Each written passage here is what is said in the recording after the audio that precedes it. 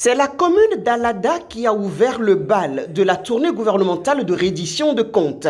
Et pour ce lancement, le ministre d'État chargé du développement et de la coordination de l'action gouvernementale, Abdoulaye Diop-Tchane, est sur le terrain pour renforcer l'équipe en mission de plusieurs ministres, des députés, élus locaux et autres cadres. 8 ans de gestion du pouvoir d'État, plusieurs actions ont été menées, des réformes audacieuses pour la transformation significative du pays afin de le hisser au rang des nations modernes et prospères. Dans tous les secteurs, des progrès ont été observés, certains plus visibles que d'autres. Cet exercice vise à échanger avec les populations à la base autour des différentes actions menées par le gouvernement, recueillir leurs avis pour de meilleures perspectives. Pourquoi nous sommes là aujourd'hui? Je me rappelle, il y a 7 ans, j'étais dans cette école. 7 ans. Au début de l'année 2017, je crois. Pour donner quelques éléments du programme d'action du gouvernement. Il y a déjà plus de 7 ans. Mais 7 ans après, qu'est-ce que nous avons fait? En 1960, nous avons eu notre indépendance, n'est-ce pas? Et le chef de l'État est arrivé aux affaires en 2016, donc 56 ans après. Mais depuis 2016 jusqu'à aujourd'hui, vous qui résidez dans Alada, vous êtes certainement aperçus qu'il y a eu beaucoup d'évolution. Qui n'a pas vu d'évolution depuis 8 ans ici à Alada? Ça veut dire que beaucoup de gens ont vu la transformation progressive d'Alada depuis la mise en œuvre du programme d'action du gouvernement numéro 1 et depuis aussi la mise en œuvre du programme d'action du gouvernement numéro 2 qui finit dans 2 ans. Mais vous vous rappelez qu'en 2016-2017, quand j'étais passé ici, je vous avais décrit l'état dans lequel le Bénin se trouvait. Parce que c'était le PAG 1. Et on devait se rendre compte que beaucoup de choses restaient à faire. Ce sont ces choses qui restaient à faire que le président Patrice Talon s'est engagé à faire dans les 2 programmes d'action du gouvernement. 1 qui est terminé et 2 qui est en cours et on a déjà fait 3 ans. Si vous regardez la commune d'Alada, vous vous rendez compte qu'il y a un certain nombre de villages qui ont déjà eu de l'eau. Tout n'est pas fini. Nous reconnaissons la valeur de nos artisans, mais nous reconnaissons aussi leur besoin d'être renforcés. Et pour un capital humain sain, compétitif, il faut l'assurance maladie, mais il faut aussi le renforcement de capacité. Le modèle social pour nous, c'est ça.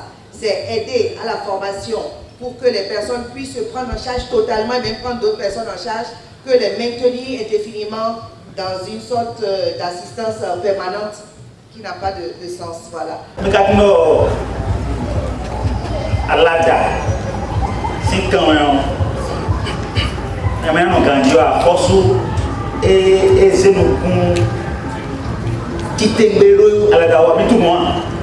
Dans chaque secteur, les réformes opérées, les réalisations finalisées et celles en cours ont été mises en exergue pour faire toucher du doigt aux populations d'Alada tout ce qui se fait au sommet de l'État.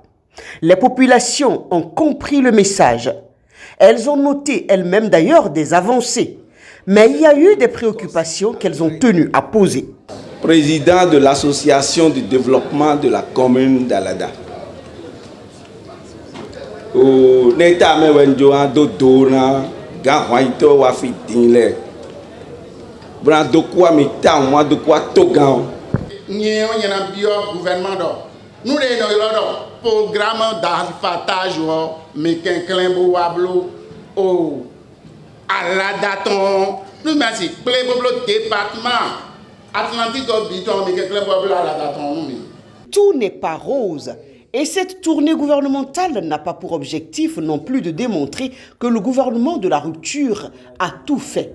Il s'agit de communiquer autour de toutes les actions qui ont été menées dans tous les secteurs d'activité et sur plusieurs programmes intéressants qui ont été mis en branle pour le bonheur des populations. Le ministre d'État Abdoulaye Bio-Tchane est revenu sur les acquis. La semaine prochaine, vous allez avoir les résultats des examens et vous aurez en même temps les diplômes. Deuxièmement, sur les cantines scolaires, c'est un programme si important que je ne veux pas laisser un doute sur ce qui se fait là-dessus. Aujourd'hui, dans tout le Bénin, c'est le programme le plus populaire pour les enfants. Parce qu'au Bénin aujourd'hui, sur 100 enfants qui vont à l'école primaire, il y en a 75 qui mangent avant de rentrer.